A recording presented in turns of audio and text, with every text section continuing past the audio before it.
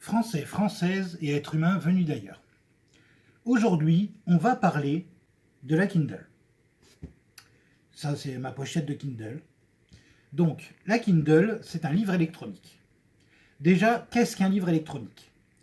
C'est un appareil électronique qui ne sert qu'à lire. Une liseuse. Qui a beaucoup d'avantages, qui a certains inconvénients, on y viendra plus tard. Mais déjà, ce qu'il faut savoir, c'est que c'est pour lire des livres. Si vous voulez la démarrer, moi j'ai mis une pochette. Quand j'ouvre la pochette, ça ouvre le bouquin sur lequel je suis, à la page à laquelle je suis, ce qui me permet en fait de gérer mon bouquin facilement. Je referme, ça referme le bouquin. Comme un vrai livre. Ça protège l'écran, ça protège le dos, ça protège tout. Vous avez en dessous du livre électronique deux boutons. Un bouton et un trou. Le trou, c'est pour charger. Le bouton, c'est le même effet que quand j'ouvre le bouquin. Ça fait la même chose. Ça démarre l'appareil. Je vais vous montrer. Là, ça ouvre. Quand vous voyez, j'appuie ici. Ça revient au même que si je fermais le bouquin. Donc on voit que quand je ferme le bouquin, donc que je suis en veille, on voit la page de garde du livre que je suis en train de lire, c'est-à-dire La Roue du Temps, le tome 14 de Robert Jordan, que je suis en train de relire parce que c'est une collection que j'ai lue et qui est géniale.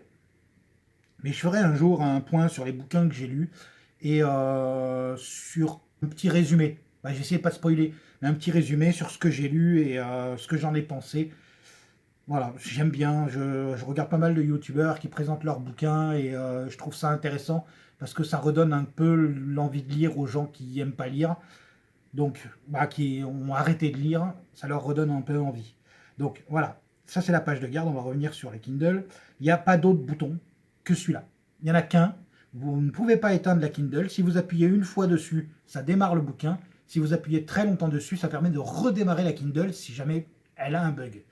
Elle en a très peu. Le seul que j'ai vu de bug pour l'instant, c'est quand vous la chargez un peu trop longtemps, elle se bloque. Je suppose que c'est pour éviter les problèmes de batterie. Et quand ça arrive, vous appuyez longtemps sur le bouton d'en bas, ça redémarre votre Kindle et ça repart comme en 40. Je l'ai acheté neuve. Je préfère parce que moi comme ça je sais comment elle fonctionne. Au niveau du prix, moi je l'ai payé entre 130 et 140 euros, je ne sais plus exactement, ça fait 1 an et demi. Le prix est un peu élevé, je trouve.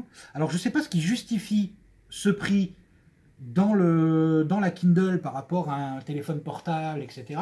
Tout ce que je sais, c'est que j'ai essayé de lire des livres électroniques sur téléphone portable, c'était une catastrophe. Il y avait des reflets de partout, je me pétais les yeux. C'était une catastrophe. Parce que regarder un film sur un téléphone portable, c'est une chose. Lire un livre, c'est plus compliqué. Parce qu'au niveau de l'attention, etc., c'est pas la même. Au niveau de l'écran, il est super propre. De ce côté-là, il y a une sorte d'anti-reflet qui permet d'éviter justement tout ce qui est trop gros reflet. Alors si vous avez une lumière juste au-dessus de vous, forcément vous allez voir l'ampoule dedans parce que faut pas abuser. Mais j'ai lu à la plage, j'ai lu dans la rue, j'ai lu en voiture. J'ai quasiment jamais été gêné par la lumière. C'est-à-dire que en lisant mon bouquin, contrairement à mon téléphone, en lisant mon bouquin, j'ai jamais eu besoin de faire de l'ombre à mon écran pour pouvoir le voir. J'ai jamais vu le ciel en transparence. J'ai jamais vu, je vois quand je le démarre, une page blanche, comme un bouquin. C'est-à-dire que quand je le démarre, bon là il y a le flash de la caméra, j'espère que ça ne gênera pas, mais on voit une page blanche. Là je sais que ça ne gêne pas parce que j'ai fait le test avant. Donc une page blanche avec plusieurs choses dessus. Alors vous avez le texte du livre que vous êtes en train de lire, fatalement. Vous avez en haut, moi j'ai mis l'heure. Ça permet quand on bouquine d'éviter de regarder sa montre pour voir quelle heure il est. Vous mettez juste un petit coup d'œil en haut, vous savez quelle heure il est. Vous n'êtes pas gêné par ça, parce que souvent quand on bouquine, on ne voit pas le temps passer. Et ça nous permet de garder au moins un pied sur terre au niveau de l'heure. Moi je me suis déjà vu lire 3-4 heures d'affilée sans m'en rendre compte sur un bouquin. Et quand j'ai levé les yeux, je me suis rendu compte que c'était l'heure d'aller bouffer et que j'avais toujours rien mangé, quoi. Donc l'heure, c'est pratique. En bas, vous avez les pages. C'est-à-dire que moi, j'aime bien savoir à combien de pages j'en suis de mon bouquin, donc ça permet de l'avoir. Vous pouvez avoir à la place, par exemple, le pourcentage dans le chapitre, c'est-à-dire le temps restant dans le chapitre, c'est-à-dire qu'il étudie votre façon de lire et il voit à quelle vitesse à peu près vous lisez et combien de temps il va vous falloir avant d'atteindre la fin du chapitre. Donc ça, vous pouvez le mettre aussi. Il y a les emplacements dans le bouquin, même si j'ai jamais compris comment ça marchait réellement. C'est un chiffre en fait, et grâce à ce chiffre, bah, il y a des infos dedans, mais j'ai jamais réellement compris. Je me suis jamais réellement intéressé non plus, parce que moi j'aime bien voir le nombre de pages, voilà, que j'ai lu. Et en bas à gauche droite, le pourcentage du bouquin. C'est-à-dire à combien de pourcentage du bouquin vous êtes. C'est-à-dire que moi, quand je lisais un bouquin, souvent, bah, je le fermais un peu, je regardais ce qui me restait à lire, et ça me donnait à peu près une idée d'où j'en suis dans l'intrigue, etc. Donc là, ça me permet d'avoir la même chose, c'est-à-dire le pourcentage du bouquin, comme si je regardais la tranche pour voir à combien j'en suis. L'avantage d'un livre électronique par rapport à un livre normal, c'est que bah, c'est résistant à l'eau, celui-là en tout cas. Donc vous ne faites pas avoir, il y a plusieurs Kindle. Il y en a une avec des pubs, une sans pub, celle qui est sans pub est plus chère que celle avec pub, etc. Regardez bien ce que vous achetez. Voyez ce qui va mieux à votre budget mais moi j'ai préféré celle-là, celle où il n'y a pas de pub, parce que j'ai pas envie d'être emmerdé par les pubs. Déjà qu'on est souvent emmerdé sur YouTube. D'ailleurs, si vous voulez, abonnez-vous, mais surtout n'appuyez pas sur la cloche, parce que la cloche, ça va vous casser les burnes. C'est-à-dire que j'ai pas envie que dans votre vie quotidienne, la notification de ma vidéo puisse venir vous casser les pieds. Donc n'appuyez pas sur la cloche, ça va peut-être m'enlever des trucs, je m'en fous. N'appuyez pas sur la cloche, ça va vous casser les burnes. Si vous voulez partager la vidéo, partagez la vidéo. Si vous voulez me faire de la pub, faites-moi de la pub. Si vous ne voulez pas, tant pis, regardez la vidéo, profitez-en, que vous soyez abonné ou non, les infos sont les mêmes. Voilà, ça c'était mon message à la plupart des youtubeurs. Je sais que la plupart en vivent, il y en a qui en vivent, etc., et qui ont besoin de se faire de la pub, etc. Mais je pars du principe que si vous voulez vous abonner, vous vous abonnez. Si vous ne voulez pas vous abonner, vous vous abonnez pas. Ça ne concerne que vous. Fin de la partie casse-pied. Donc, on revient sur la Kindle. Donc, c'est vraiment une page de papier. J'ai vraiment l'impression d'avoir une page de papier. Donc ça, je ne peux pas donner l'avantage au bouquin parce que ça donne réellement une impression de page de papier en pleine lumière. C'est-à-dire que vous êtes au soleil, vous avez une grosse lumière, vous avez l'impression d'avoir une page de papier. Réellement. Je ne sais pas comment c'est fait, j'ai l'impression des fois qu'ils mettent la feuille de papier en dessous, ça donne vraiment une impression de feuille de papier. L'avantage aussi, c'est que moi j'aimais lire la partie droite du bouquin, et un peu moins la partie gauche, parce que tu es obligé de la tenir, tu es obligé de la tenir droite, parce que sinon le texte il est bombé, et à la partie droite, tu avais juste à profiter de ton bouquin. Et là j'ai l'impression en fait de ne lire que des parties droites. Donc c'est un côté vachement intéressant, parce que j'ai toujours ce petit plaisir de la page de droite. Je ne sais pas si les autres sont comme moi, mais en tout cas moi j'aimais lire la page de droite. Ça me permet d'emmener beaucoup de bouquins avec moi. Il y a énormément, il y a pas mal de mémoire, c'est-à-dire qu'il y a 16 Go de mémoire. Quand on voit nos téléphones portables maintenant, on se dit 16 Go, c'est pas beaucoup. Mais un livre, ça pèse pas lourd, quoi. Là, j'ai dedans, je dois avoir une cinquantaine de bouquins. J'ai la place pour en mettre encore facilement 200, je pense, 300 peut-être. Donc je suis passé au livre électronique parce que j'avais deux bibliothèques à la maison. Et ma compagne m'a interdit formellement, et je la comprends, de rajouter une troisième bibliothèque. Ça commence à prendre beaucoup de place et un jour il aurait fallu que j'ai une pièce spéciale pour mes bouquins. Je les gardais tous parce que j'aime les relire de temps en temps, comme celui-là par exemple, cette collection que je relis régulièrement parce que j'adore La Roue du Temps. Je me régale à le lire, c'est un super bouquin, super bien écrit, mais du coup je pouvais pas les vendre. Et ça m'embêtait en fait de passer à l'électronique parce que je me suis dit il va falloir que je rachète mes bouquins. Alors, j'ai fait un compromis avec moi-même, c'est-à-dire que je suis parti du principe qu'à partir du moment où j'ai le bouquin papier, je télécharge illégalement la version électronique. Tant que j'ai pas la version papier, j'achète la version électronique sur la boutique.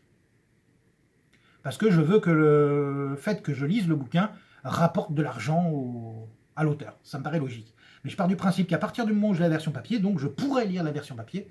Et si j'ai envie de le lire sur électronique, il n'y a aucune raison que j'ai besoin de racheter le bouquin.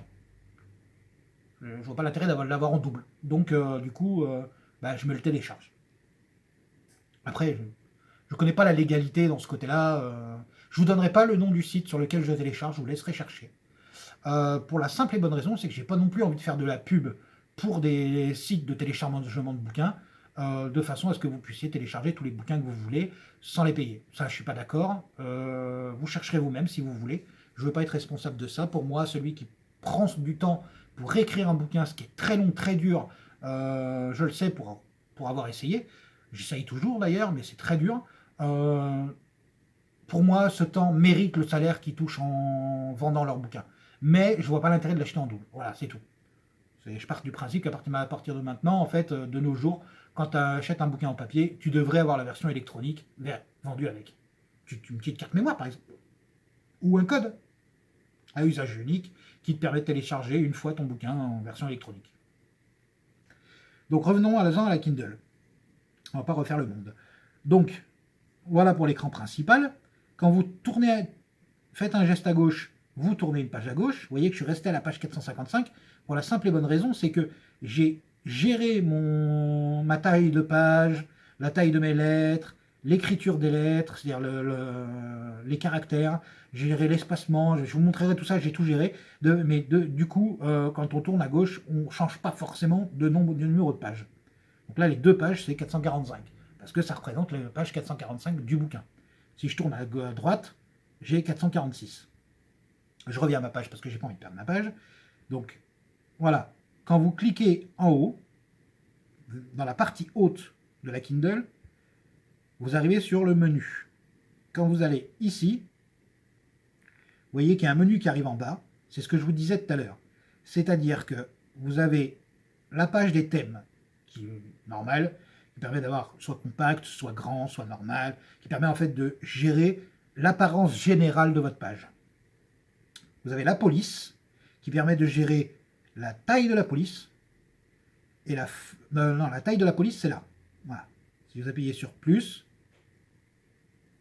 ça grossit, vous voyez. Si vous appuyez sur moins, ça rétrécit. Vous avez les gras, donc pour avoir le côté lettre grasse en caractère gras ou pas, et vous avez les caractéristiques de l'écriture. Si vous cliquez dessus, vous avez taille du roman, etc. Ça permet de changer l'écriture en elle-même. Je sais pas, les familles de police, voilà.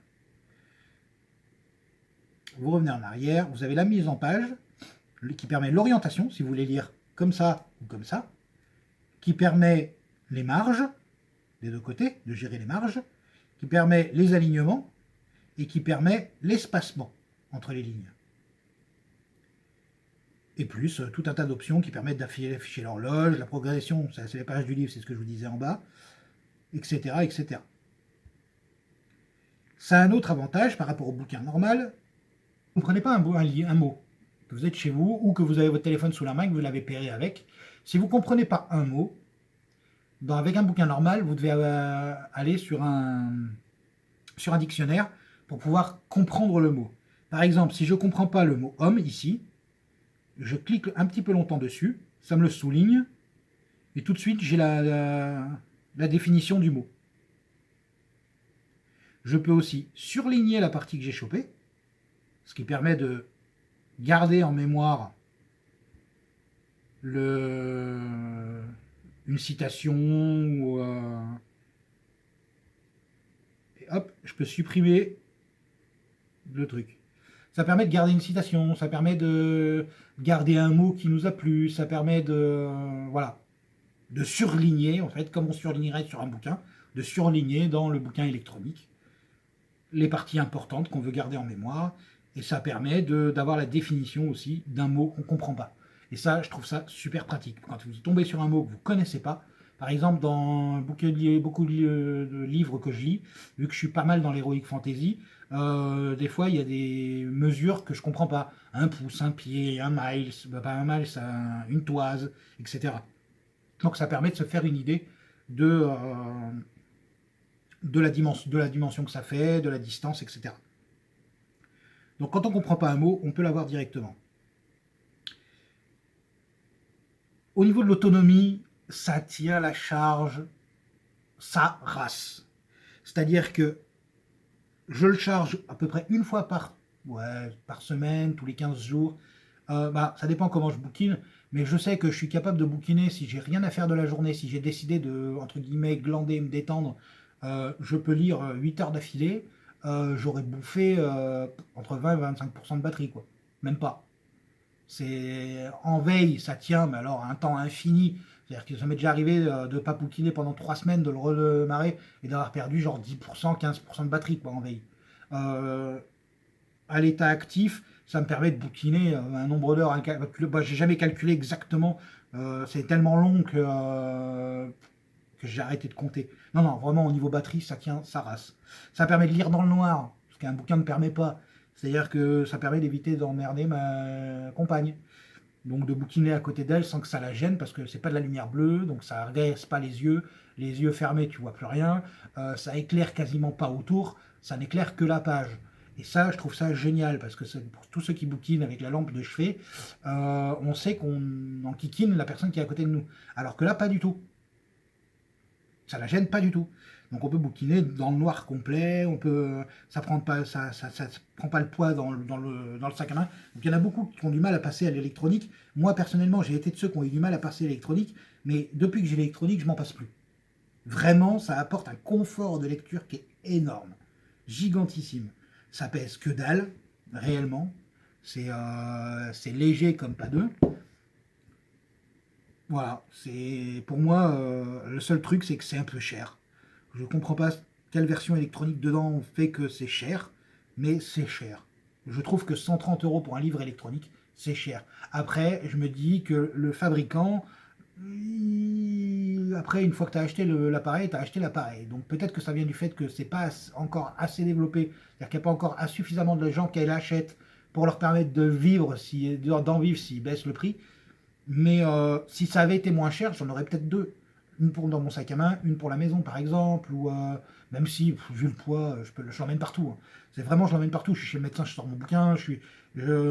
Alors qu'avec un bouquin papier, tu avais toujours peur de la pluie, tu avais toujours peur d'une éclaboussure, tu avais toujours peur de le salir, tu avais toujours peur de le corner. Donc ça dépendait quel bouquin, tu avais évité de le mettre dans le sac à main parce que tu avais peur de faire une pliure ou de. Voilà, t'as pas envie d'abîmer tes bouquins. Alors que là, bah, c'est solide, quoi. Ça fait 1 an et demi que je le trimballe partout. Franchement, elle est propre. Voilà. En gros, pour moi, les trucs importants à dire sur le livre électronique. En tout cas, j'espère que la vidéo vous aura plu. Ah, ciao, bonsoir.